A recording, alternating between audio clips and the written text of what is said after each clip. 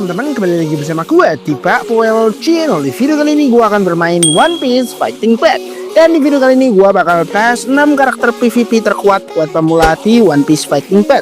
Ini bukan tier list ya bro, ini murni rekomendasi dari gua pribadi, dari pengalaman gua main PvP tiap hari sampai mata merah. Sebelum mulai, pastikan kalian sudah subscribe biar gak ketinggalan update terbaru seputar One Piece Fighting Pack. Let's go, kita mulai yang pertama.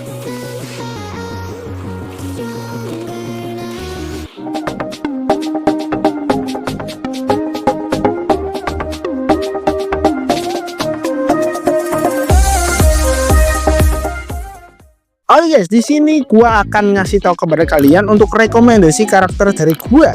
Nah, di sini gua akan merekomendasikan buat yang bener-bener pemula ya. Di sini kan kalian ingat sendiri ya. Kalian masih ingat nggak tentang banner Admiral yang dikasih kepada pemula? Nah, di situ listnya ada 3 karakter, yaitu Admiral Aokiji, Admiral Kizaru, dan Admiral Akainu. Nah, di antara ketiga karakter tersebut siapa sih yang paling bagus? Nah, ini pertanyaan yang sangat sering gua dapetin di kolom komentar. Nah, di sini gua akan buatkan ya dari yang paling bawah hingga yang paling atas. Ya, di sini langsung aja kita mulai. Di urutan ke-6 gua masukin Aokiji. Yes, Admiral S ini sebenarnya kuat, tapi menurut gua Aokiji itu agak kurang cocok buat pemula. Skillnya monoton, terus ada trik khusus buat ngaktifin skill tertentu, dan jujur ya, mekaniknya cukup tinggi. Jadi buat pemula bisa bikin frustasi. Yap, setuju banget gua. Ya, Aokiji setelah gua coba ya, udah lama banget gua coba untuk Aokiji ini, menurut gua ini kurang cocok banget buat pemula karena skillnya yang emang cukup monoton, dan kalian tuh harus bener-bener menguasai si Aokiji ini ya, baru kalian itu bisa menjadi pro player Aokiji ini. Karena banyak banget di atas sana di rank merah, banyak banget yang menggunakan Admiral Aokiji ini, tapi mereka itu bener-bener sudah menguasai atau mendalami karakter ini ya. Buat kalian yang emang baru coba-coba untuk Aokiji ini, apalagi yang mau ambil Aokiji ini, menurut gua skip aja deh, karena untuk pemula ini kurang cocok banget, apalagi yang kalian itu masih belajar-belajar doang ya, pengennya itu cepet menang. Nah, selanjutnya di sini gua akan memberikan rekomendasi lagi nih kepada kalian ya, naik 1 tingkat. Ada si Pak Cahaya Kizaru. Kizaru ini lebih bersahabat buat pemula, skillnya gampang dipahami, dan ada skill Logia yang bikin kalian lebih aman dari serangan. Gak terlalu banyak mekanik ribet, jadi worth it banget buat diambil dari banner Admiral. Yap, setuju banget, ini lebih gampang ketimbang Aokiji menurut gua ya. Emang skillnya emang lebih banyak dari Aokiji, cuma skillnya itu mudah banget untuk dipahami ya, apalagi skillnya itu banyak yang mengandung Logia, jadi mudah banget buat player itu menghindari serangan-serangan dari karakter musuh ya. Jadi ini worth it banget buat diambil, dan wajib banget buat kalian belajar karakter Kizaru ini. Soalnya si Kizaru ini sering banget dipakai di PvP, dan itu ngeselin banget guys, karena skillnya itu banyak banget yang mengandung Logia ya. Itu worth it banget buat kalian ambil. Tapi tunggu dulu, selanjutnya ada Akainu. Ini karakter favorit gua juga sih, skillnya bisa berubah sampai 3 kali, dan kalau kalian ngerti triknya bisa ngaktifin skill Logia no counter. Damage-nya juga gila, serius, lawan yang nggak ngerti langsung tumbang. Yap, betul sekali, gua setuju banget. Karakter Akainu ini adalah karakter favorit gua juga guys, sering banget gua pakai di PvP, sering banget gua menang di PvP ranked ya. Dan ini Akainu sering banget membawa gua cepet naik rank merah ya. Akainu ini ada 3 model skill ya. Yang pertama itu skill biasa aja, yang kedua udah masuk ke Logia tapi Logianya nggak terlalu perfect, dan yang ketiga itu Logia yang udah perfect banget. Itu wajib banget kalian pelajari ya. Dan juga si Akainu ini skillnya itu damage-nya sakit banget guys ya, sakit sumpah ya. Dan juga card skillnya itu ada yang Logia, jadi kalian bisa lepas dari profon musuh, dari serangan musuh, jadi kalian bisa melepaskan dari serangan musuh. Jadi enak banget guys ya untuk si Akainu ini. Jika kalian mendalami skillnya Akainu, kalian akan bisa melawan musuh dengan gampang, bahkan darah kalian nggak bakal kurang sedikit pun. Itu keren banget ya. Tapi Akainu juga ada counternya guys. Nah, counternya gua taruh di nomor 3 ya. Ada si Raja Lama Shanks, karakter gratisan yang semua orang pasti punya. Walaupun udah kena nerf berkali-kali, Shanks ini masih worth it banget di PvP.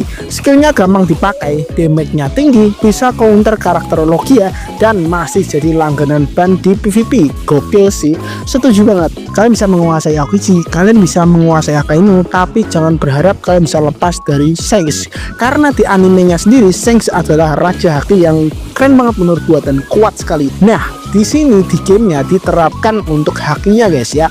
Walaupun Akainu itu bisa Logia dan dia itu bisa escape dari serangan musuh, tapi si Shanks ini bisa ngegagalin skill Logia dari karakter Logia kalian guys ya. Misal untuk Akainu kan ada skill escape itu, dan itu adalah tipe Logia, tapi jika kalian memakai skill 2 nya si Shanks untuk Logia, si Akainu bakalan gagal ya, bakal kena serangannya si Shanks. Makanya si Shanks ini counter banget untuk karakter-karakter tipe Logia.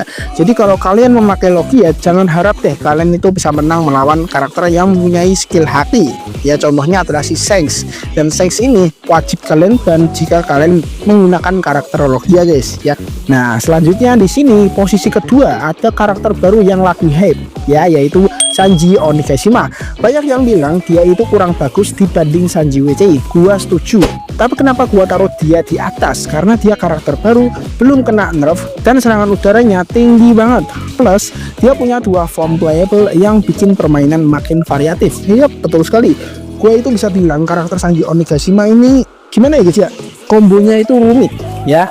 Ya emang sih karakter baru ya, kita harus lebih adaptasi lagi kepada karakter baru, karena kita pasti menilainya itu di awal main doang ya. Kita nggak mendalami skill-skillnya ada apa aja, berhubung ini bahasa Cina jadi kita nggak paham ya skillnya itu aktif buat apa ya. Jadi kita itu cuma main atau merasakan di awal main doang ya. Misalnya gini, wah karakter ini susah banget nih buat dimainin, skip nggak bakal gue mainin di PvP, gua kecewa banget nih gua gacha Sanji Onigashima. Nah pasti kalian itu beranggapan seperti itu ya, tapi salah.